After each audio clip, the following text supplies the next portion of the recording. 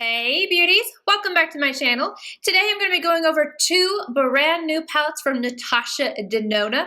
The first one is going to be the Tropic palette. I'm sure you guys have heard so many things about this. This is very anticipated. This portion of the video is in collaboration with somebody I love here on YouTube. If you have not heard of her, you need to go check her out. It is Michele Wang. If you love high-end and luxury makeup as much as I do, you will love her channel as well. It's so funny because I was watching her and I had no idea she watched me. And I think it was on Instagram. She commented, I was like, hey, I was just watching a ton of your videos. It was the funniest thing. But she is doing a more wearable eye look with the Tropic palette. And then I had to go with some color here. So I did this look and I definitely think you guys should check out her channel, see what she did, see what her thoughts are on this palette. And then after that, I'm also going to review the Mini Sunset palette. The tutorial for this is not in this video, but I uploaded this one and the tutorial for this at the same time. So if you're curious about it, it is up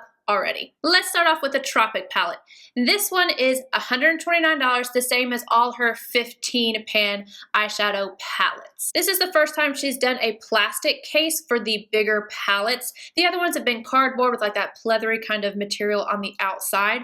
On the back of this one, you actually have like these little holes that you can punch out the shadow. So if you wanted to interchange these, you definitely could. And then also, what I love is that you have the names actually on the inside of the palette and not one of those little flimsy plastic pieces. The colors in here are right up my alley. I love like the pastel ones, the peachy tones, just very tropical. I love the whole theme behind this. I just think it's beautiful. This is one of my absolute favorite all around color schemes that in the palette pretty much in general. I think it's different. Yeah, there's some tones in here that are similar to other ones I have, but overall the palette is very different. I'm going to go ahead and show you guys the swatches of the palette row by row, and then I will get into like the nitty gritty. So first we have Peach Puff, Sangria, Fake Tan, Cocoa, and Sahara. For the second row we have Nudist, Vintage Taupe, Pastel Melon, Gusty, and Limoncello. And finally we have Mint Frost, Exotic, Laguna, Tiger Lily, and Xena. Other than the obvious packaging being different, there's other things that have changed as well. She's changed the formula of these shadows, which in turn has changed the weight of them. This palette, each pan contains 1.5 grams, whereas like say the Sunset or Lila, these each contain 2.5 grams. Now Natasha has talked about this change. She talked about it in her Snap stories, there were comments, and then even Stephanie Nicole posted a picture of her reaching out. So if you want to see that, I will link it in my description box down below. But apparently the discrepancy is because the new formula weighs less than the old formula, therefore it's the same amount of product, but it just weighs less. Now I don't know about you guys or if you watch beauty news, but I do, and when they start tearing things apart, it makes me really happy to see how much things weigh. So I am hoping that they do this palette for just for this reason alone. But speaking of the new formula, I wish she hadn't changed it. If you got a good thing, I feel like you just should not mess with it. The mattes in this palette, some of them swatched a little bit patchy, but then I didn't have any issues with them on the eyes. They are a little bit more powdery than what they used to be. I don't feel that these have as much pigment. These might be a little bit more user-friendly, but I prefer the old matte formula. With that being said, I don't mind this matte formula. The shimmers, however, I feel like the shimmers in the palette are more consistent with like a $40 palette, not a $129 palette. I feel like she really messed up the shimmers. I think I got a beautiful eye look. I will definitely use this palette. I just wish we had the old formula. Again, even if we had the new matte formula, I want the old shimmer formula, but that's just my 2 cents. Do I think this palette is worth the $129? I've got to say I don't think it is anymore, but with that being said, I'm still going to keep it. I still like it. I'm still going to use it. Overall, I think this palette is beautiful. I'm going to get a lot of use out of it. It's not going to be my favorite, but it's also not a fail either. Now, this little guy is a completely different story. This is the Natasha Denona Mini Sunset palette. This is $25 and you're getting 4 grams of product in here. Yes, it is very tiny. I'm going to show you guys up against the original Sunset palette. I think these pair up very nicely. There's not duplicates in either of the palettes, but keep in mind, this is 0.8 grams and these are 2.5. The matte shades in here, this one and this one, I had zero issues with. They were beautiful, they blended out well, had nice pigmentation.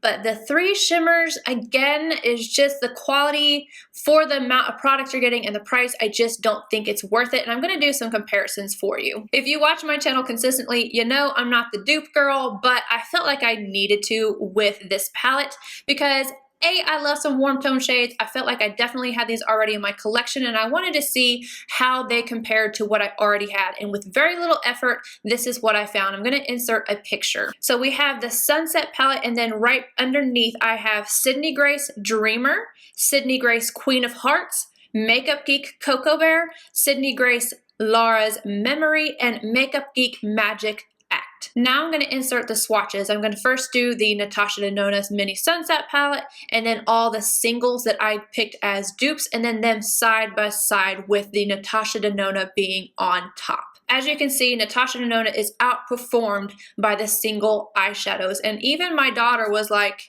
isn't that Natasha Denona? She knows that's my favorite. She's like, these feel weird. And then when I put the singles on her arm, she was like, these feel better. I was like, yes, they do.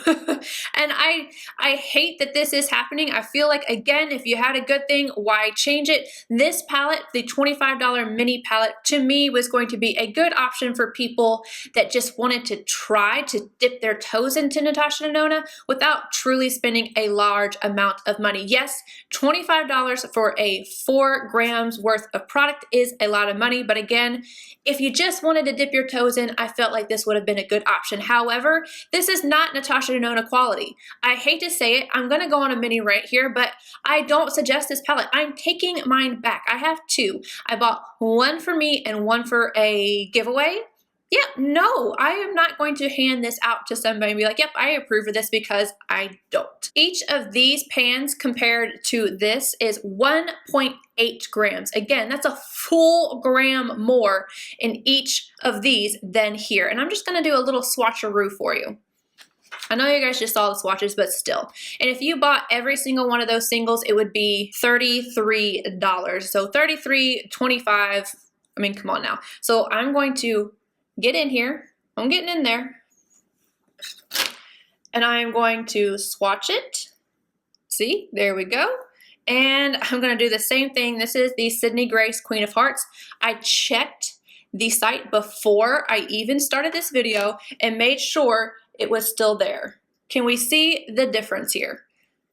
I can't. I can't. If I had never tried Natasha Denona before and I tried this palette first, I wouldn't understand the hype of Natasha Denona at all. Okay, I don't think there's any doubt of how I feel about either palette. If you have a question, just leave it down below. But if you would like to see how I created this eye look, just keep watching. And if you want to see this look using the Mini Sunset palette, that is the video that is right after this one. Pastel Melon and a Zoeva 227. I'm going to start off in the crease and then work this upward for my transition shade. I'm taking that same shade on a Wang Goss number 20 and I'm going to put it underneath the lower lash line. Goss number 18 and Vintage Taupe, I'm going to deepen up the crease with this shade. Same shade again, I'm working this underneath the lower lash line as well. This is the Wang Goss number 20. Now I'm going to go in with Xena, this beautiful purple. This is the Goss number 18, and I'm further going to deepen up the crease, and I'm bringing this up slightly. This looks like sherbet to me. Same shade, lower lash line, noticing a pattern here.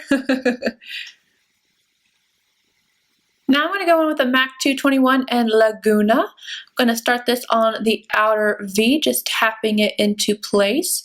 And then I'm going to take the excess just slightly into the crease right here.